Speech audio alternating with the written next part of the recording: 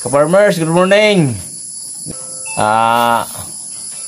Mga ka-farmers, ito yung gamit namin magkapo ng kambing. Ito po, binubuka lang ganyan. Ito po, na-order po ito sa online.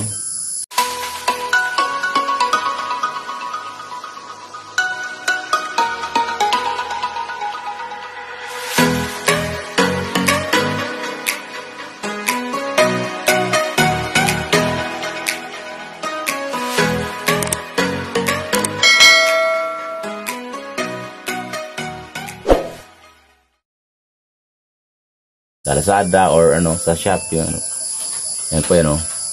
So, yung mga bayag ng kambing natin mga farmers, kung ikapo natin, ipitin ng guma. Yan. So, tested na namin to, aprobado po, maganda gamitin sa pangkapon. Yan po. Dahil kung hindi po tayo magkapon mga farmers, mga kapatid, doon sa kambing natin, nag-i-inbreed po, isa pa doon, mabagal ang paglaki nila kung hindi natin kinakapunin yung kambing natin. Kailangan natin kapunin yung kambing natin para mabilis lumaki. At saka hindi sila mag-i-inbreed po.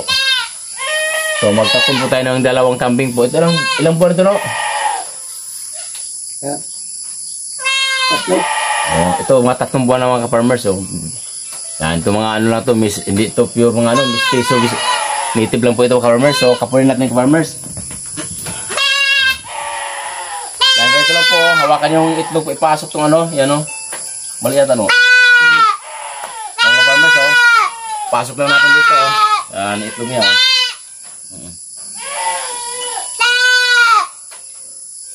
Ano lang po pasok natin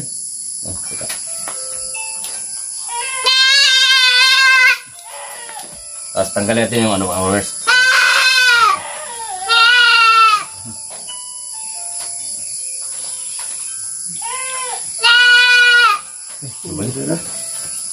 Kabar, tanggal ke farmers. Ibay ba yan gumana?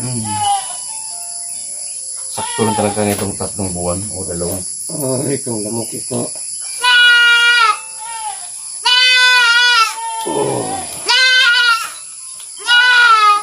Yan, ke farmers. Yan po, naipit na po. Ayusin natin ke farmers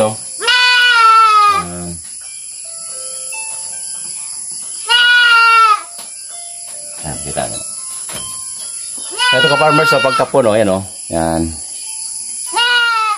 Tika, yung araw ito yung araw. Yan po, ganito na po may guma na yan So hanggang dito lang ka-farmers Yan, mga dyan lang banda dito. Parang sigurado po. Mga after 2 buwan po, mapuputol po ito. Itong yag balls niya, mapuputol po yan So, ganito lang yung paraan namin na magkapon po. Yan sige, isa. Kapon natin. Wawa man siya. Nabugkos ang itlog niya. Yan po. Ang purpose na farmers na nagkapon tayo, para hindi sila mag-inbreed. Isa pa doon, parang mas mabilis lumaki po. Mas mabilis lumaki, mas mabigat. Dahil po hindi sila kapag tawag niyan makapag-breed dun sa mga babae dahil nga kapon po sila. So mabilis yung paglaki. Katulad ng mga aso po, pag kinapon yung aso natin, so, ang tataba, ang bibigat. Pag hindi kapon, yung magaan po. So ginawa natin ka-farmers, kapatid, magkapon tayo parang hindi mag-inbreed, hindi yung lahi pabalik-balik. Pag ang lahi ng kambing natin o mga hayop natin, isang lahi lang sila po, isang tatay, saka yung anak, siya yung sasampa na sa nanay o sa kapatid. So yung resulta po, hindi maganda. Minsan, ang liliit, hindi lang maliliit, kundi sakitin pa po. So dapat hindi mag-inbreed. So ang purpose natin kapatid, farmers, para mabilis lumaki at mabilis bumigat, parang mabilis yung pera natin mga farmers. Yun ang purpose doon mga farmers. Yun ang paraan natin na mabilis yung pira at mabilis yung paglaki. Siyempre, pag mabilis yung paglaki, mabilis yung pira. Yan po ka-farmers. Isa, dalawa yung kapunta ka-farmers. Magkakapatid po ito. So ka-farmers, ito yun, itong guma na ito. Yan, ulit ng guma yan. Papasok na dito sa ano, may ano siya, may aparato din siya ito. Yan o. Yan, ginagano lang po, binubuka. Ito pinapasok natin, kabars. Yan o. Papasok natin dito, yan po. Yan o, pumasok na po, yan o. So, ibubuka natin ito, kabars o. Binubuka lang yan.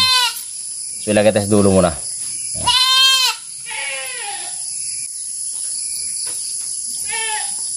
Yan. Bakit ito gusto mo? Isa lang muna.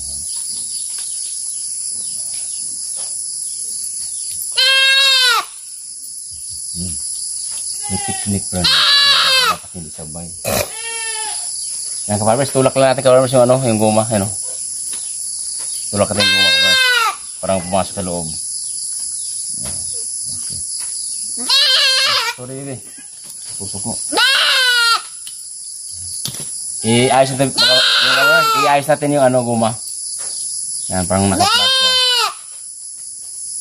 Yan, yan po. So, okay na po, nakapasok na. Yan po. Yan. So, sa mga pangalawang buwan po, matatanggal na lang yan po. Kung sa matanggal yan, no. Yan. Lagyan natin ka-farmers ng ano, ng Combinix. Ito po, yan, no.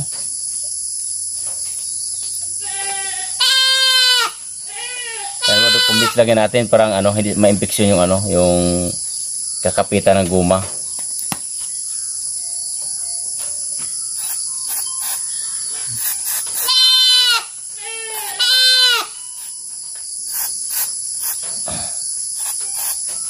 Parang mapatay yung ano, ka-farmers, yung mga bakterya kung may bakterya siya.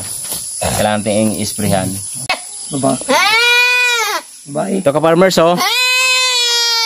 Ito yung resulta ng pagkapo natin, oh. Yan, oh. Lalaki po ito, ka-farmers. Yan, oh. Lalaki, yan, oh. Yan, kapo na yan, oh. Kung saan natanggal, ka-farmers, wala na, oh. Wala na yung itlog niya, oh. Yan, oh. Yan po. Yan, oh. So, lalaki po ito, ka-farmers. Wala na sa itlog, oh. Kinapo na natin ito. Yan, yan, resulta, ka-farmers, oh.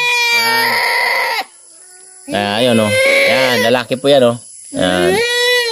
So, yan ang, ano po, resulta ng pagkinapo natin. Ang ganda po, ano. Mas mataba siya, mga ka-farmers. Ilang kilo yan, ano? Ilang kilo to? Ilang kilo yan? Mga 15 siguro. Yan, ka-farmers, yan, oh. Yun ang resulta ng, ano, pagkakapon po. Kaya dapat, maganda na magkapon po, ganong style na pagkapon. Rubber band lang po. Okay na, no? Bitaw mo na yan.